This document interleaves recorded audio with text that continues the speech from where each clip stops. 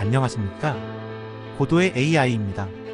최근에 고도가 목감기가 걸렸습니다. 그래서 고도를 쉬게 하고 고도의 AI가 오늘은 대신하겠습니다. 자, 오늘도 월스트리트 기사 중에 정말 따끈따끈한 기사가 있어서 전해드립니다. 어제 나온 기사입니다.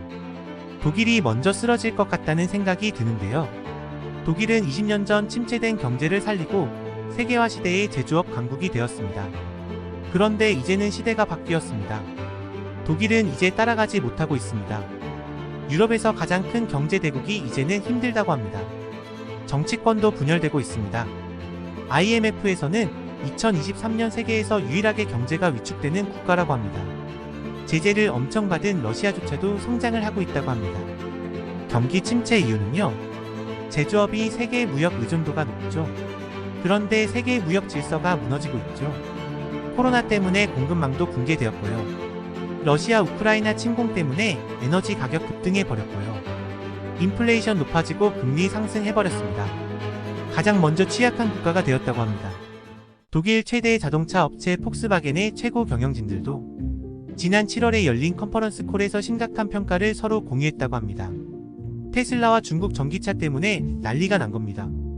예전에 중국은 독일의 최고 고객이었는데 이제는 경쟁자가 되었고 이미 전기차에서는 뒤처지고 있는 신세입니다. 노동력도 고령화되었고요. 서비스 산업도 굳어있고 관료주의도 심합니다. 너무 규정과 절차를 지켜야만 하는 생각들이 아니란 태도로 이어졌다고 합니다. 그리고 새로운 산업을 육성하기보다는 자동차, 기계, 화학과 같은 오래된 산업을 더 지원했다고 합니다. 수년간 공공투자에 인색해서 인프라도 낡고 교육 시스템도 평이해졌고요. 인터넷과 휴대전화 연결도 선진국에 비해 열악하다고 합니다. 더 웃긴 건 독일 열차는 지각의 대명사라고 합니다. 공공기관의 팩스에 대한 의존도가 너무 강해서 이것도 조롱거리라고 합니다. 심지어 축구 국가대표팀도 일상적으로 지각을 한다고 하네요. 독일 재무장관도 독일이 세계 4번째로 큰 경제대국이라고 말하면서 현재는 경쟁력이 떨어진다고 말했습니다. 예전 메르켈 총리는 인기 없는 개혁에 대한 부담을 거의 느끼지 않고 수년간 성장을 이끌었다고 합니다. 개발도상국들의 수출 호황 덕분에 독일은 2008년도 글로벌 금융위에서 다른 서방국들보다 더 잘 회복했다고 합니다. 그래서 자만심이 커졌다고 합니다.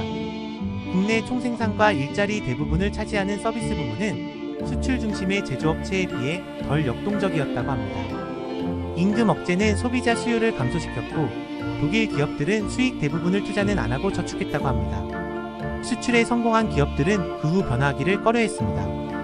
독일 자동차 부품 공급업체들은 자신들의 강점을 너무 자만해서 전기자동차가 내연기관 자동차에 도전할 것이라는 경고를 무시했다고 합니다. 그래서 배터리나 기타 기술에 실패를 했고 중국의 신생업체들에게 추월당하고 있다고 합니다. 독일은 규제가 심하다고 하는데요. 화이자와 협력해서 코로나 백신 만든 바이오엔텍도 최근에 이 규제들 때문에 연구나 임상시험 활동을 영국으로 이전했다고 합니다. 새로운 규제들이 계속 생겨서 첨단 인공 팔다리 제조업체 오토봇 회장도 독일에서 사업하는 게 점점 어려워지고 있다고 합니다. 이 오토봇도 독일 대신 불가리아에 최신 공장을 열기로 결정했다고 합니다.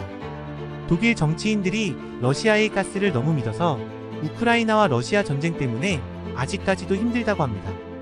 에너지 가격 많이 들어가면 당연히 원가 높아지고 그러면 경쟁사보다 비용이 높아지겠죠. 독일도 인구 감소 때문에 힘들어하고 있습니다. 약 200만 개의 일자리가 채워지지 않고 있고요. 독일 기업의 약 43%가 직원을 구하는데 어려움을 겪고 있다고 합니다. 직원 채용에 평균 6개월 걸린다고 합니다. 정치도 너무 분열되어서 변화를 시도하기 어렵고요.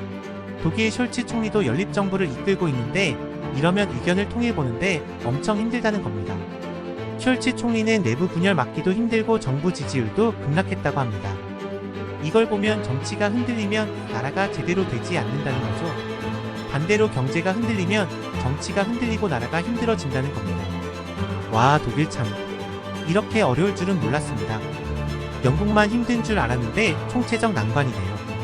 독일은 경기 침체가 이미 시작된 것 같네요. 다음 차례는 어느 나라일까요? 의견 댓글로 남겨주세요. 오늘도 성투하시고 좋은 성과 되시길 빌겠습니다. 구독, 좋아요, 알림해주시면 감사하겠습니다.